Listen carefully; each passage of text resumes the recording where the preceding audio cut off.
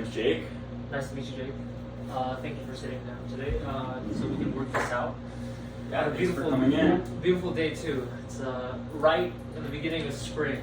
Does it get any better than this? I know. Seriously. I know, and It's a little bit of a hot one today. Exactly. It would have been too cold a month ago. It'd be too hot a month from now. So we picked the right time to do this. But I see my assistant Derek was able to get you a nice cold glass of water. Yes, of course.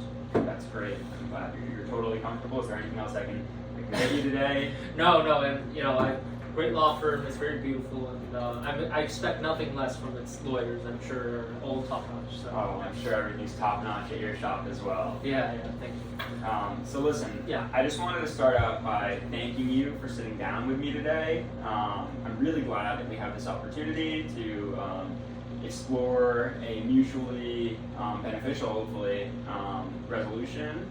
And significantly one that avoids the time, cost, and uncertainty of litigation for both of our sides. Yes. I want to be really clear with you up front. While Cutting Edge, my client, firmly maintains that it acted lawfully and appropriately in this matter, we also recognize that this situation has had a profound personal and professional impact on Chris, someone who has actually done really wonderful work in the past for Cutting Edge. We're here today because we feel that both of our sides are better off coming to a out-of-court settlement in this matter. And so my goal here is just to work collaboratively with you to the best of our abilities, and that's what I'm excited to do. So, I think that's a good approach that we're taking right now. I think in collaborating with each other, we can together think about what problems we're trying to solve. I think the first step to that is maybe letting each other know what the interests are of our respective parties. As you know, my client's dedicated almost a decade to Cutting Edge, and she is, deeply disappointed by the circumstances surrounding her termination. We think that there are some serious concerns here, legally, practically, but the whole purpose of us this morning is to tackle the problems together.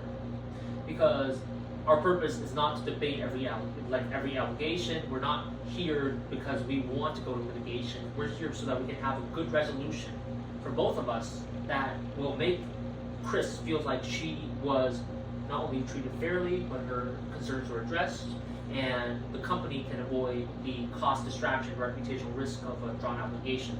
I think both our times are valuable. I think it's good to keep our discussion kind of planned around an hour or so, and we can record the session for internal use, just so that each of us has something to take back to the firm. And if you are agreeable to this, I'd like to start by a brief outline of the key issues that is important to my client from her perspective, and then we can hear yours, and then we can start to kind of exchange proposals, if that's okay.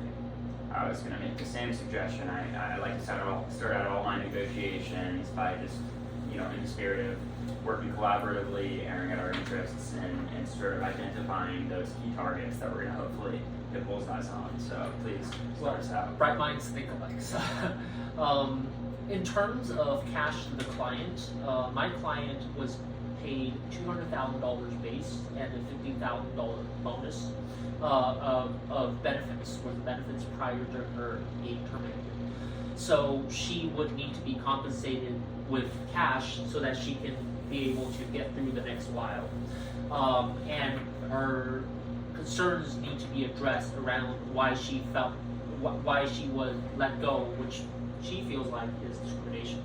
And because it's a discrimination case, the financial kind of damage to her is a lot higher than what she would have been compensated had she kept working.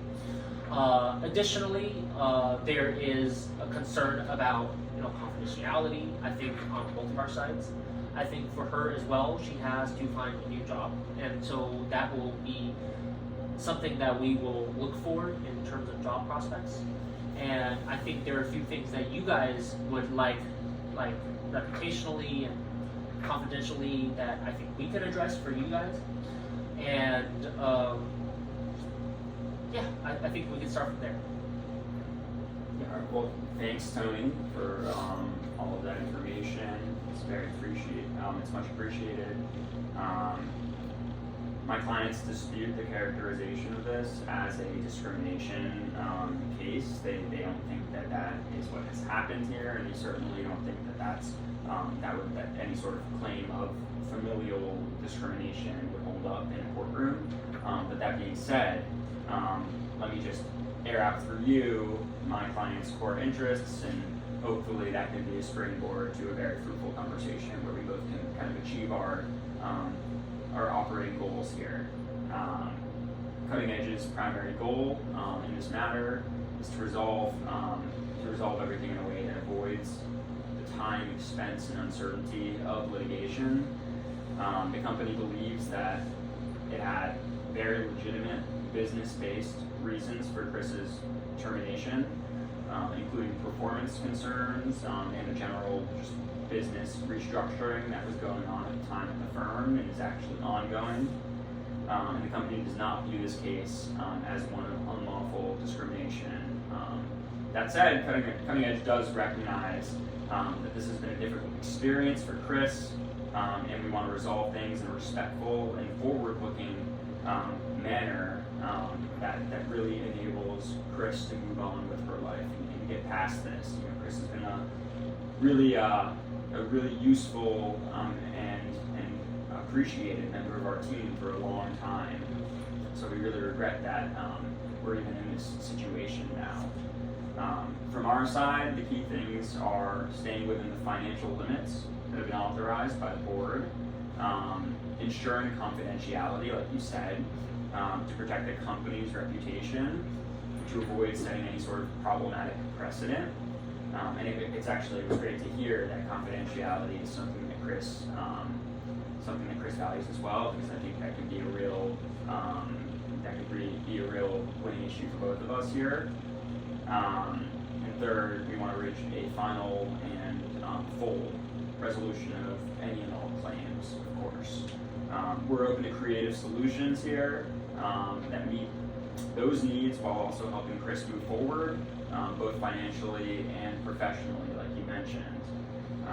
So I hope we can approach this constructively, and if there's a resolution out there that enables us to achieve and hit all these bullseyes, like I said, then I look forward to seeing that out with you. So, thank you for letting me hear about your concerns and your interests. I think having a broad picture now, we can begin by addressing some of those concerns. We can begin with some proposals. I think we can start with the financial terms. I want to find a solution that feels fair to Chris and that lets Cutting Edge focus on business. Discrimination cases in the past have resulted in $1 million payouts. And prior to this, if you will recall, we are suing on 3 different discrimination theories. The first of which is family, the second one is age, and the third one is gender. And the facts of when she was terminated by the firm, the time of which that happened, the reviews, and the very concrete evidence we have of the email exchanges as well as the chats give us a very strong case in court. So going to court, while it will be burdensome for my client, it will also result in a very large payout. But in the interest of finding a solution that feels fair to Chris, but also lets Cutting Edge focus on business, we will start with a proposal of only $650,000, $600,000 of which goes to Chris as a 1099, and the remaining $50,000 will be directly compensated to me and my firm as part of our out-of-pocket costs and time incurred fees for our attorney's fees. And please let me know if this is something that is around the ballpark of what you're thinking. Appreciate that, Tony. Yeah. I gotta be incredibly honest with you here, in the interest of moving this forward. You're not even in the ballpark of where we can even begin to work collaboratively to find that price that we might end up settling on. You're not even in our ballpark. I'm not authorized to offer anything near that. We do recognize, my client recognizes just how serious these claims are that are being alleged. We take it incredibly seriously. We take all of these sorts of matters incredibly seriously. That said, we dispute the idea that your client would receive, anything, and certainly anything close to the vast sums that you just stated, if things were to pursue to a courtroom.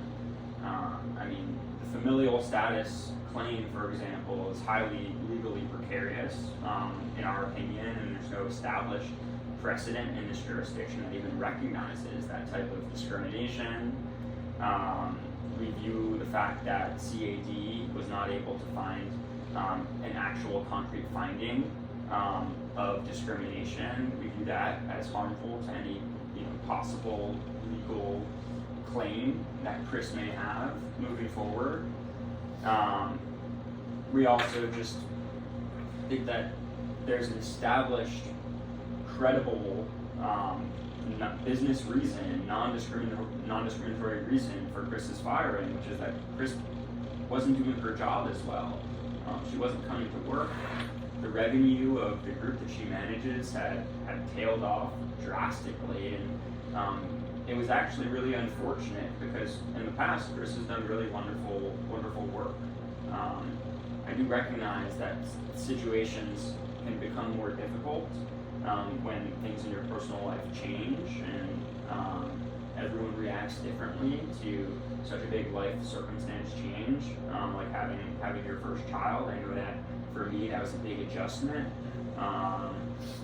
Luckily, my wife Rebecca was a rock star at home.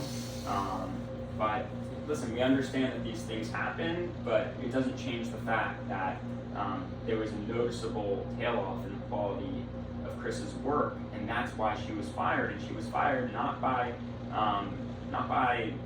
anyone that was discriminating against her. She was fired by our company, which is owned, with a majority stake owned by a venture fund. So, for all those reasons, we do dispute any sort of claim that if this were to go to litigation, Chris would be entitled to or be awarded some sort of massive amount. But just to kind of hone back in on this quantifiable issue that we're discussing right now, which is price, to be honest, we view this as a high five figures settlement. High five figures.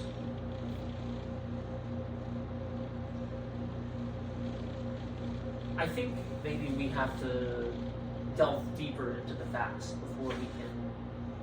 While we have some flexibility on our part, I think it's important for us to settle into the facts and to really face the reality of the strength of this case before because that will better inform your decision, because your decision is based on what you perceive the facts to be, which is giving you a payout of around, a high 5-digit. For us, I will go into some of the reasons why your perceptions of why this case isn't as strong is actually not very helpful. Firstly, Chris, before she even adopted or had her successful adoption, she noticed attitude changes around the office. She overheard Jane, her supervisor, speaking with a group of coworkers, specifically criticizing and ridiculing her choice of adoption. In addition, she was CC'd, perhaps by accident, on an email chain that directly criticizes her choice of adopting a baby. Jane, in addition, was also CC'd on that email. her manager had knowledge of this because she was CC'd and she definitely participated in the conversations. But neither during the chat nor the email correspondence did the manager stop and come out and stop this employment discrimination. Additionally, in this court, in this state, while the familial aspect is not a set precedent, we have a strong case to say that our case is more similar to Smith v. ABC Court because Chris deserves the same level of protections as other foster parents, parental guardians. If pregnancy is a protected category, it must follow that adoptive parents have to be. While it is not a precedent 100%, the similarities between these two cases strongly tilt in our favor. Additionally, there are two other claims of discrimination that we have, which highly increases our chances of succeeding in court. And to address your last contention, which is that, Chris's performance is why she was fired.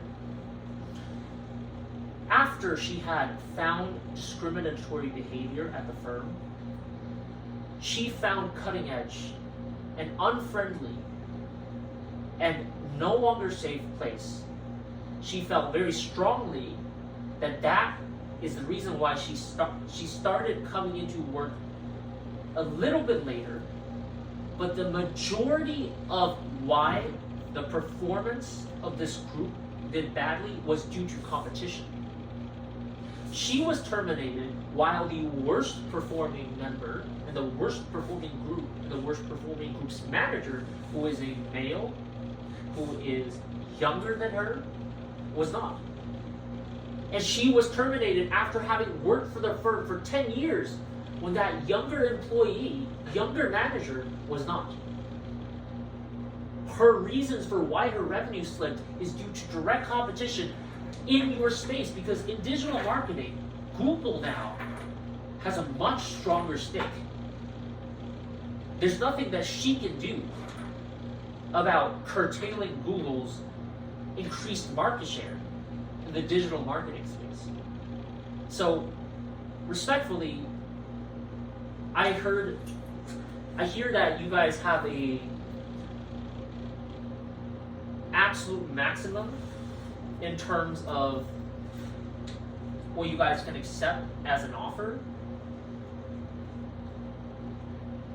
And while we're amenable to change our offers, I think we must be a lot more truthful about the strength of this case and how much it would gain if it won in court, which is more probable than not. And while I'm willing to, close down at 600 from 650,000 from my initial proposal, given that you were candid with me and you were honest in your honesty, you told us that there's max. So we're because we're trying to collaborate, because there's also non-monetary issues, we want to work on all of them together. I think to move past this, we will make some concessions, but we have to see reciprocity from your part. Thanks for all that, Tony.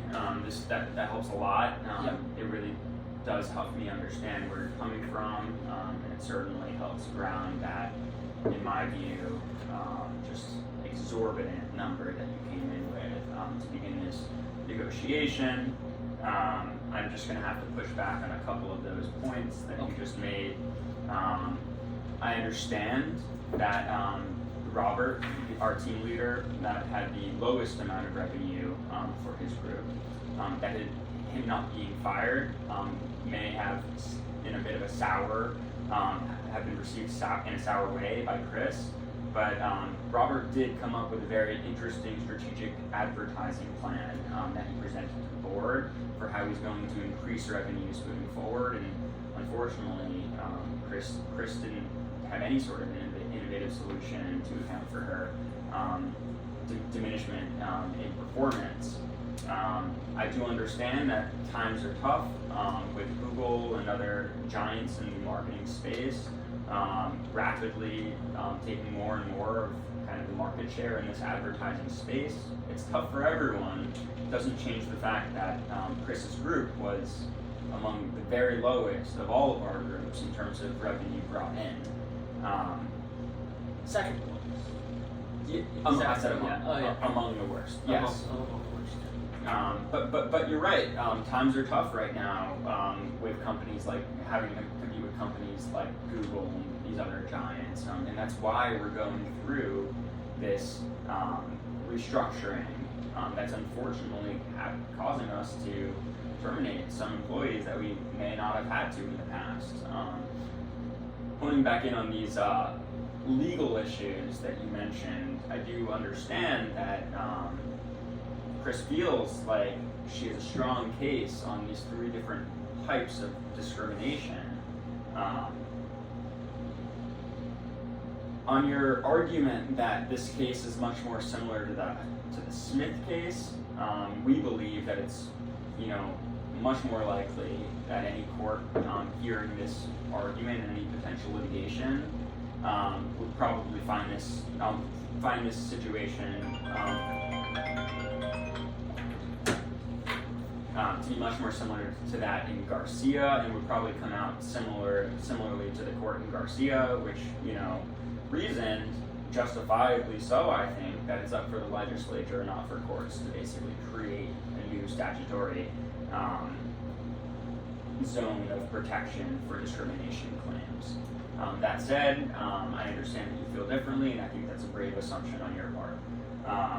When it comes to the fact that there is also claims for age and gender discrimination, I'd just like to point out that Chris's replacement was less than 10 years younger than Chris, and based on my legal research at least, I think generally, a bit of a larger age gap is required for a court to find a probable claim for age-based discrimination.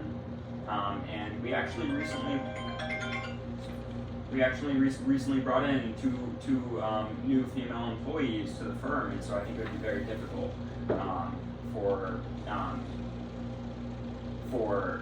the plaintiff side to be able to prove in any litigation that there is any sort of gender-based discrimination going on at this firm, especially when we had a contemporaneous situation of diminishing work quality that provides a completely justifiable business reason for Chris's termination. Now, all of that being said, I do agree with you that settling in this matter, like I said previously, is just by far and away the optimal road for both your client and mine. And so, given that it seems like we might be a little bit far away on money right now, I'd love to just know if you'd be open to sidestepping that issue, tabling it for just a few moments, and circling back on it after we've hopefully been able to accomplish some sort of headway on terms, maybe non-monetary terms, that might be mutually beneficial to both of our parties. I think it's very fair. I think as things stand right now, neither of us feel like the numbers or the ballpark of the numbers that we've given to each other is fair to our clients. I think it's important that we kind of reset and then come back and discuss other non-monetary terms that are easier to come. Take a 5-minute break. We can take a 5-minute break. All right, sounds great.